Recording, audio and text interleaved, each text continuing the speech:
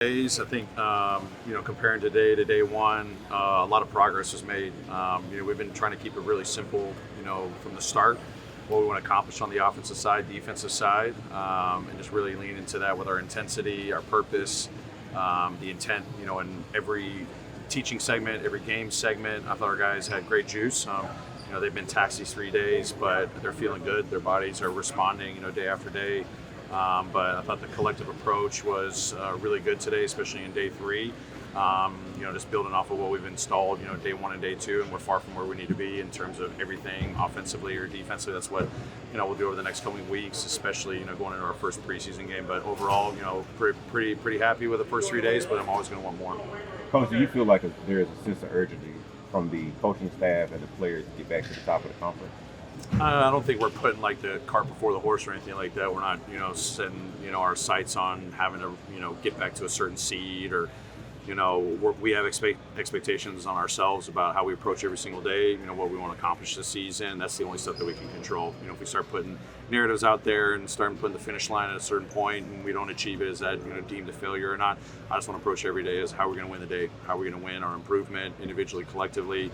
Obviously, the games are going to reveal a lot, where we're at the end of the day when it comes to the standings. But, I want our guys not focusing on the, long term. I want them focusing on the here and now.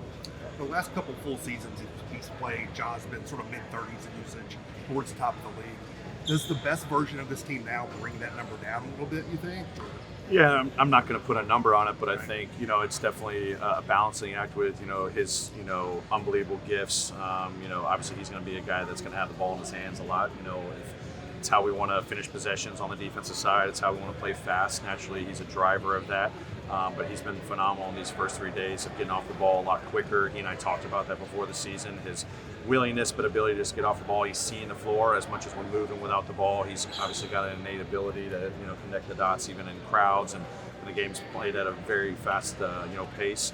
But we'll see what the numbers come down to. Obviously, we've got a lot of guys that can create advantages for us. Him at the top of the list, with the likes of Dez and Jaren and Marcus. But we got other guys, if we're playing our collective style, maybe we can take a little bit of load off of him, but that's going to mean that he's going to have to play off the ball with more urgency, his relocations, the 3-point shooting, the cutting off the ball, just putting him in other positions to still be successful. I don't know what the usage rate's going to be, whether it's him creating it or him maintaining the advantage for us and being a beneficiary, only time will tell. You say that you don't want to put the cart before the horse, and Josh said he's not worried about people doubting.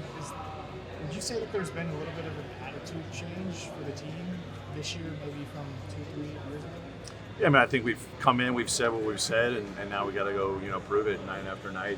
Actions definitely speak louder than words. I'm the first and foremost. Obviously I get to speak for the team a lot, but how I carry myself with this group, how I set a tone for this group. But seeing the urgency from especially guys that have been with me, the last 5 years, I think there's a rejuvenated focus.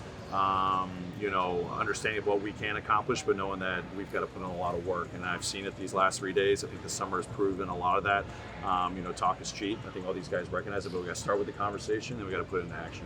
Taylor, can you speak to sort of the comfort level you guys have here, giving away for this focus work, and then getting back to Memphis for the next step? Yeah, our guys are going to be very excited to get back to Memphis, back in our headquarters, FedEx Forum, and being back with our families. But I thought the intentionality of everyone's sacrifice. I think I said that a couple of days ago, to be away from your home and your bed and your loved ones, whatever it is, your routine. I thought this, is a great opportunity to bring this group even closer together. That's one of our strengths. It's always been, but I've been leaning into that element of our standards and our culture, our togetherness. I think it's been great. I think Ensworth has been a phenomenal host. Their leadership, their coaching staff, the facilities here were phenomenal for what we needed. With the size of our training camp roster right now, but also, just a little breath of fresh air, coming out here and, having that team bonding opportunity, investing in the community this afternoon. I'm excited that our guys are going to be out in the community, giving back. And then, we get back to Memphis, tomorrow and back to work. So I think it's been a great 3 days. Jake Lurie is a name that's been brought up a lot as somebody who is impressed. You notice anything different from him, and how has he kind of carried over how he finished the season to this training? Yeah, I give Jake a lot of credit. He's playing with a lot of confidence. He's carrying himself with a lot of confidence. I think going into year 3, he understands the impact he can make on this team. I think the sample size we got at the end of last season was great from a boost standpoint for him going into summer league, and then what we've seen in this kind of preseason so far. But he knows. I mean, being healthy has been one of his biggest drivers, and he's changed a lot of his habits. I think he's seen the benefits of those habit changes. To have him be on the floor competing at a high level, he was definitely one of the standouts in training camp. The pace that we've been talking about, the collective movement that we have to have off the ball. He's playing with a lot of force, a lot of intensity. Even picking that up on the defensive side, how we're crashing the boards, everything we're asking. He's doing it, but I think it's a lot of the habits he was kind of building off of at the end of last season throughout the summer. Sure, piggybacking on that a little bit.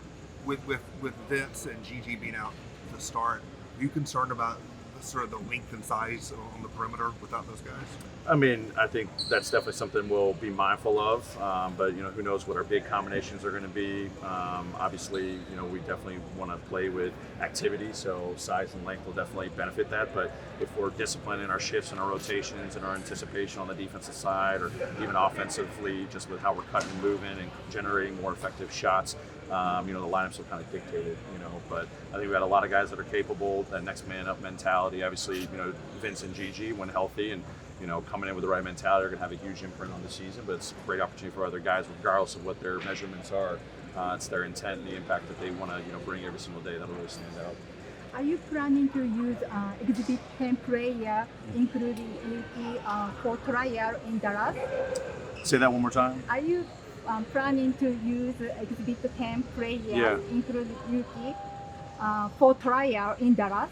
Yeah, I mean, so they're definitely going to get plenty of opportunities, and when we get our preseason schedule underway here with 5 games, obviously we've got open roster spots. We've got 3 two-way guys that are really of interest to us, and I think we've done a great job identifying a couple of this Exhibit 10 group that's going to be having a great opportunity in the preseason, and maybe get an opportunity for a two-way or a roster spot. Who knows? It's open competition, but really excited with what Yuki's bringing right now, with Mie, Armando, Mao. Obviously, Mao was with us last year, but with the guys that have two ways right now, in Scotty, Cam, and Jay, they've got great opportunities to get roster spots too. But we'll let that stuff sort itself out over the next couple of weeks. But these guys are approaching the day-to-day, the right way. I think our hustle, program is set up for a lot of success. And as we've proven over the years, guys have come out of our hustle program to, whether it's a standard contract, two-way contract, these guys are part of our program right now, and we see a future for them.